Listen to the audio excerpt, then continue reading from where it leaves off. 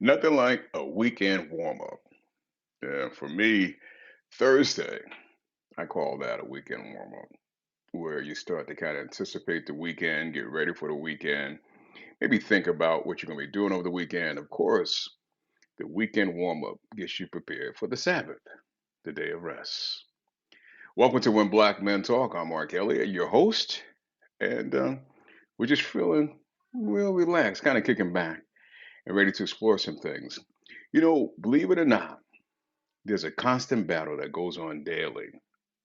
And sometimes we're not even aware that we're in a war, but we are. It's the battle of the mind. And that's where the battle rages consistently. And a lot of times when we're up against a battle, we don't see it as a battle or maybe anticipate or feel that's a battle. But to me, that's the battle that we constantly deal with. We don't ask for it, it just shows up.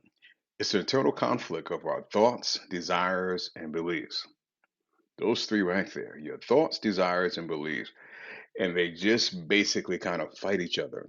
There's a lot that goes on daily with our thoughts, desires, and belief.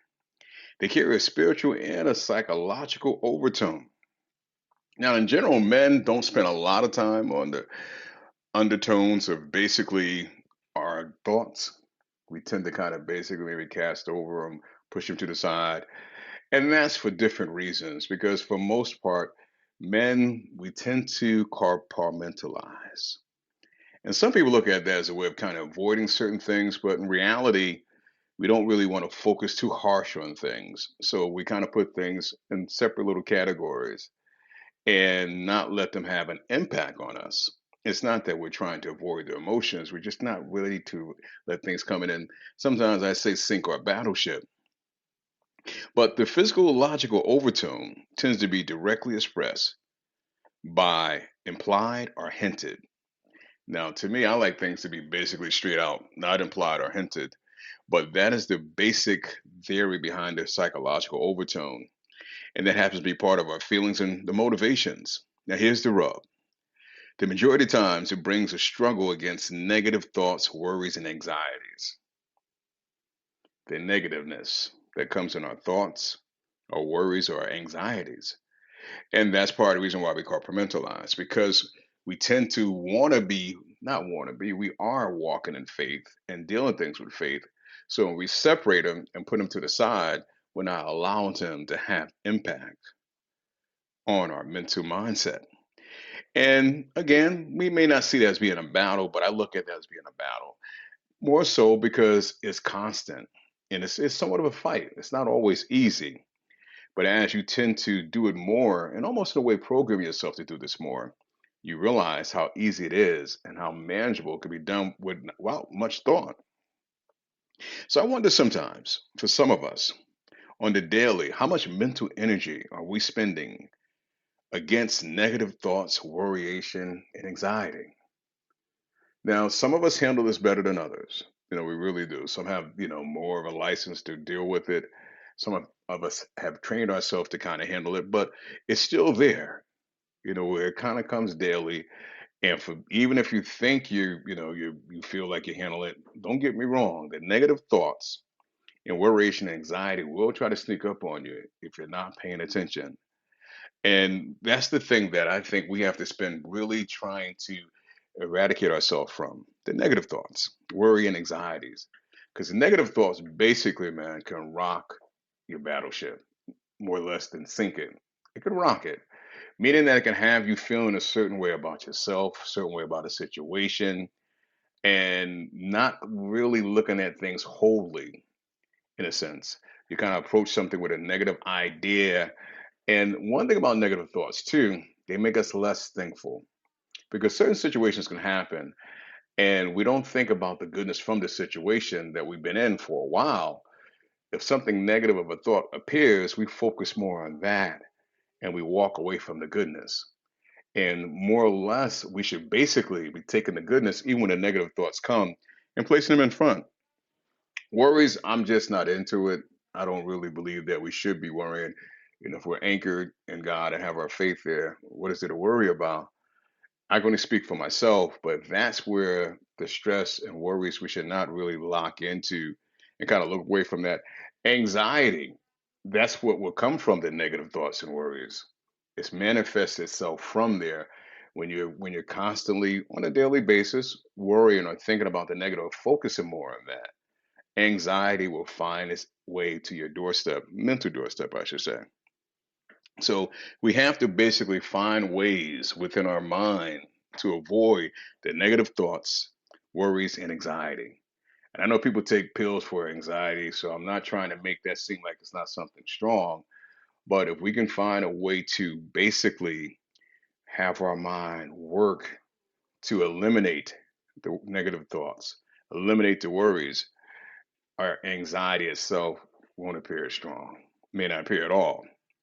So hopefully we're not basically on a daily basis, spending a lot of energy struggling with negative thoughts, worry, and anxiety. And if you are, try to find some things to do to really work on that. Because there's a price to pay. There's definitely a price to pay for those three items right there. Negative thoughts and worryation and anxiety. Let's keep that at the forefront of how they can basically do harm and damage. Then there's the spiritual overtones. Now, those are forces that are basically attempting to plant negative thoughts and doubt and fear. Some say that's the spiritual warfare that's going on constantly. And yes, we pray, we do what we should do, we have a relationship with God, or we attend church, but does not mean that we're not going to find ourselves in a spiritual warfare because those forces will constantly try to plant negative doubts, and fear inside of you. So to distract you from God's truth, it's going to some doubt will be sown, and that's basically to undermine your faith and damage your well-being. It's just simple as that. I have to spend a lot of time really trying to talk about it. That's what kind of basically comes down to. So when we think of the spiritual undertones, those are the forces attempting basically to rob your well-being mentally. It starts there, mentally first. And if it can accomplish that, then move on to the physical well-being.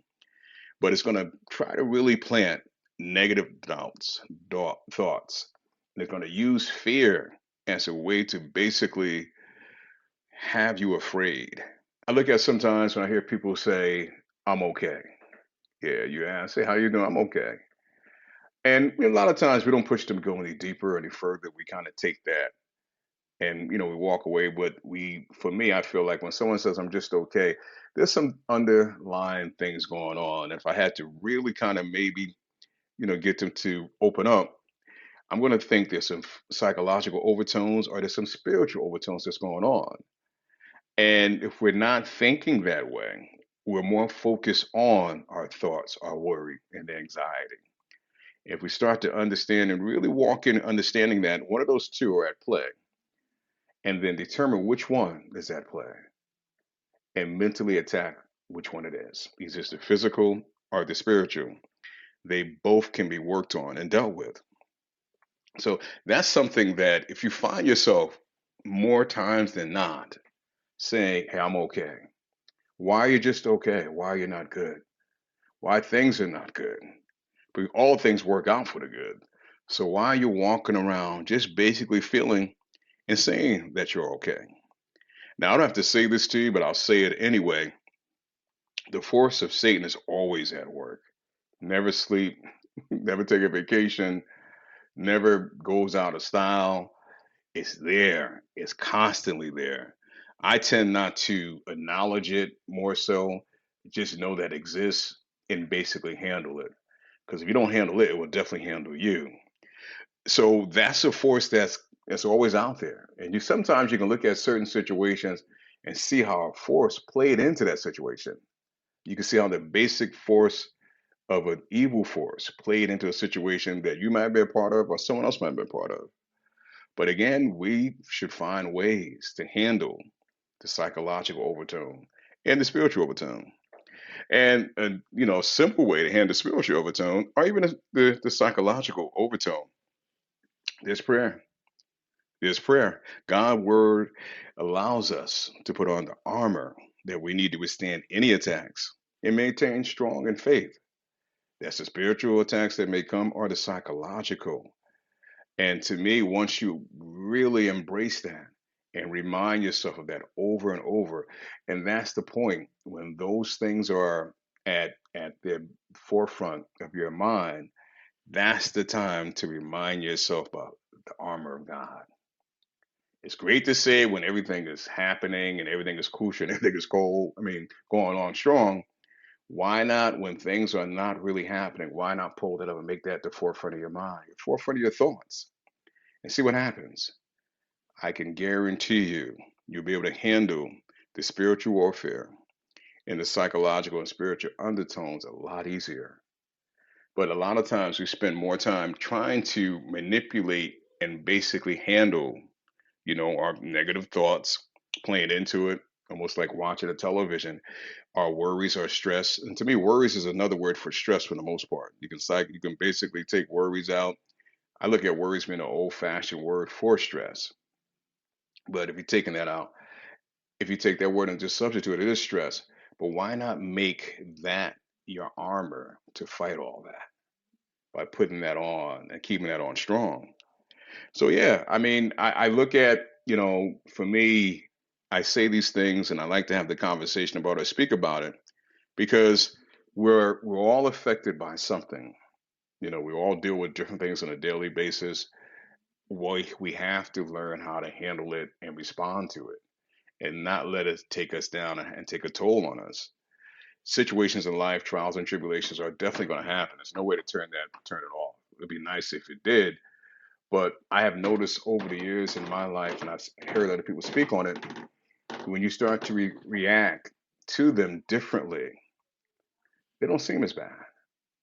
They don't seem as harsh, don't seem as strong. You take that bite out of it. And as I said earlier, the evil force, Satan is always at work. He's not, once he's feel like he's can accomplish, he's going to try even harder. And for those that he really has a grip on, he's not worried about those. So sometimes within your battle, it's because he's really trying to get a grasp and hold of you.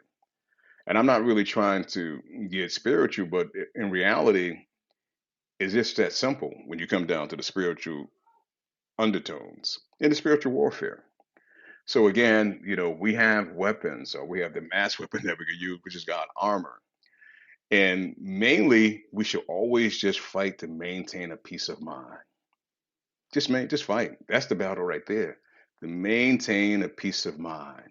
And when you basically allow these things not to harm you mentally, that battle is not as strong as you think it is. It becomes a real weak battle. It becomes easy, actually, to maintain a peace of mind. And sometimes that peace of mind, you have to maybe move yourself from a certain situation. Sometimes you have to move yourself away from certain people.